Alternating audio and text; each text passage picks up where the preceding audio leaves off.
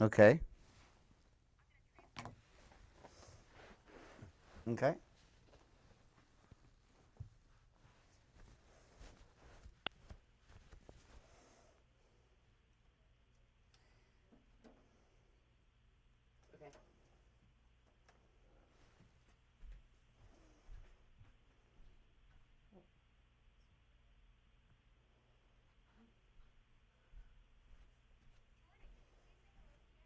Hi, Candace. Hi, Jordan. How are you? Doing well. Thank you so much for joining me. I really appreciate it. Sure. So, can you tell us about the truth behind a success tour? Sure. Well, this is a tour that I've been doing around the world.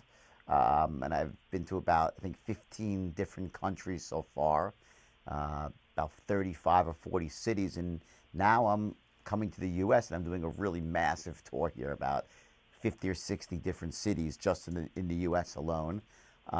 And the great thing about this tour for me is I'm actually giving away all the profits of the U.S. leg of the tour to investors who lost money back in the day. I think probably most of your viewers have seen the movie The Wolf of Wall Street or read one of my books. So, um, this is a really well-known story, but, I created a system of influence and persuasion that made all these young kids really, really successful. And then I lost my ethical way and so on and so forth. So it's been full circle for me after writing these books and the movie came out. I've been really traveling the world and really teaching, entrepreneurs, business owners, salespeople of all types, brokers, agents, you name it. Teaching them not just sales and persuasion, which is really what I'm known for, but also, marketing skills, offline and online marketing. Entrepreneurship skills of how do you start a business, how do you grow a business, and how do you raise capital for a business, which was my specialty back in the day. And it's been an amazingly successful tour, and I'm excited to come to the United States. And what inspired you to embark on this speaking tour? Well, what happened was, originally, back in, if you saw the movie, you'll know that there was, very. I was always giving these motivational and these sales training speeches to my brokers, and that was really the essence of the success that I had. Was that if you had to point to one thing, was this ability to motivate and especially to train people how to sell and how to close and so forth. And when I wrote the books, I started getting offers from around the world and in the United States to come speak. And that message over the last 5 or 6 years has kept, growing and getting stronger in terms of, finding out what really people want to hear and what are the skills that they're missing.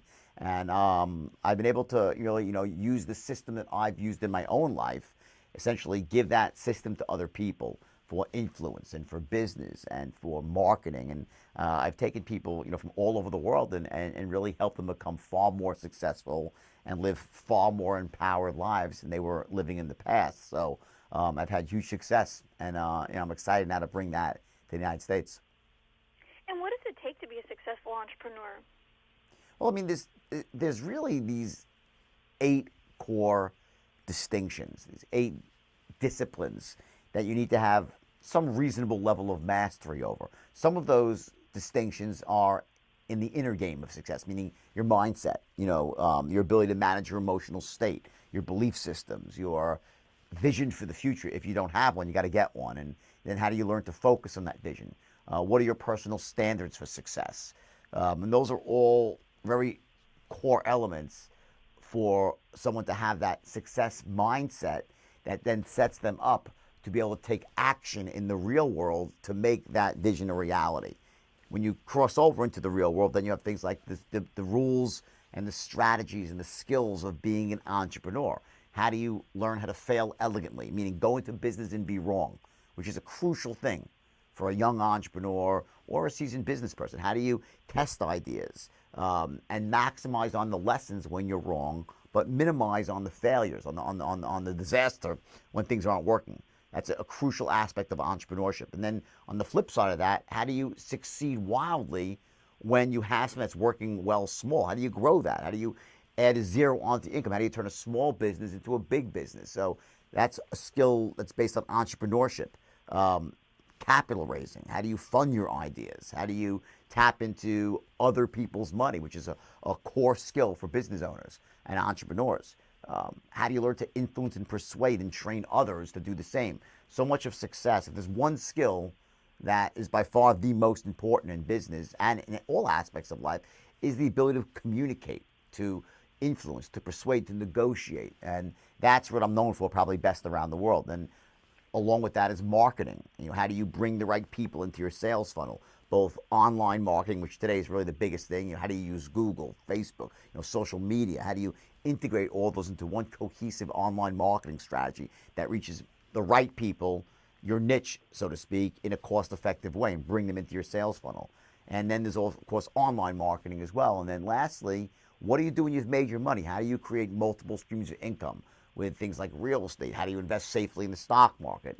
And all these other ways that people make passive income. So what I teach is a cohesive system that anyone can use to achieve massive success. And it's really, really powerful and very effective. And do you have any advice for those who are selling a service and not a product? Well, again, your service is a product. It's just there's really not much difference in the sense that I think one of the things that people don't understand that when you're selling a service, the product is the service that you're selling, but it's also selling yourself as the person either delivering the service or representing those who are going to deliver the service. So it's not that there's really so much difference between selling a service or a product. They're both tangible in the sense that there's something that's actually being delivered to the customer that's either resolving a pain point, filling a need. So more important than the distinction between the two is really what are the elements that have to line up in any sale, whether it's tangible, intangible, service-oriented, product-oriented. So there are a finite number of things that need to line up. When you line those core elements up, you get to this really high level of closing where you can get people very certain about those things to the point where the certainty that they feel is far more powerful than any reservations they might have, any limiting beliefs they might have about buying, any holdback. So, one of the things that we do, and when I teach people the system I created called the straight line is really, it's an end-to-end system for influence and persuasion. It allows you to take any person who is, on the fence, so to speak, maybe they like your product, maybe they don't, or they're just not sure enough yet, or they have other questions or reservations. How do you take those people and without pressure, elegantly move them to a place where they're so certain about all the things they need to be certain about that it overwhelms any reservations they have? And that's the essence of what I teach people how to do. And entrepreneurship can be tough. What advice do you have at times when you feel stuck or burned out? Well, I think that, burnout is mostly a function of not having what's called your why. You don't know really why you want to achieve whatever vision is that you're seeking. You think it's about just money or getting ahead. And in truth, money is not the most powerful motivator out there. I love money, and I think everyone should try to make a lot of it and be generous and give back. But typically, someone's why, what their purpose is deeper and far more powerful than money. So when people are burnt out, it usually is a mindset situation. It has to do with not understanding, connecting with on the deepest level what really your success is about, what's driving you to succeed. So when people feel that, what I really typically have them do is we go through this inner game process of identifying your why, your purpose, and so forth. And then also sometimes it could mean changing up the way you're doing things. Maybe you're just doing things in a way that, they don't fit in with the way you're built. Every human being processes the world differently.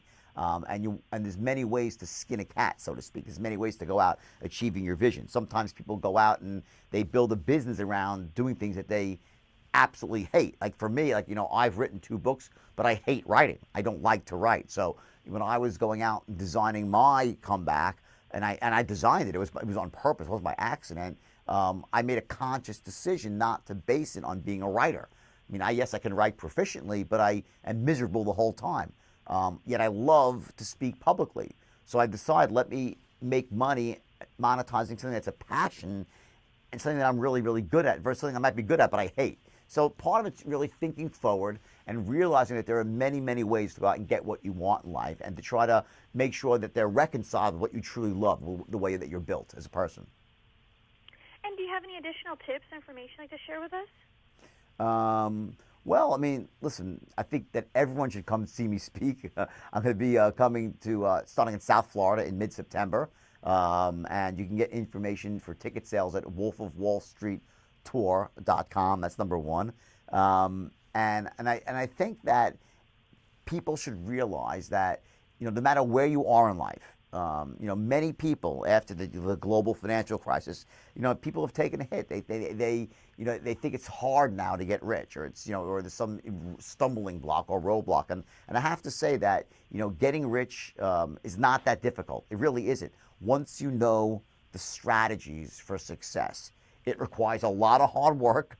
I'm not going to deny that. I always work hard, but it also requires smart work and having a strategy and a vision for your future. So the idea at the end of the day is really being able to reconcile this inner game of success, your mindset, with the outer game of success, the real world strategies that you need to take your vision and turn it into a reality. So my goal for these talks here is to really be sharing as much as I can of that system in a very short period of time, and to give people, real solid takeaways that they can use immediately the next day in their businesses, in their lives, to feel more empowered, to make more money, and to go about it getting what they want in life.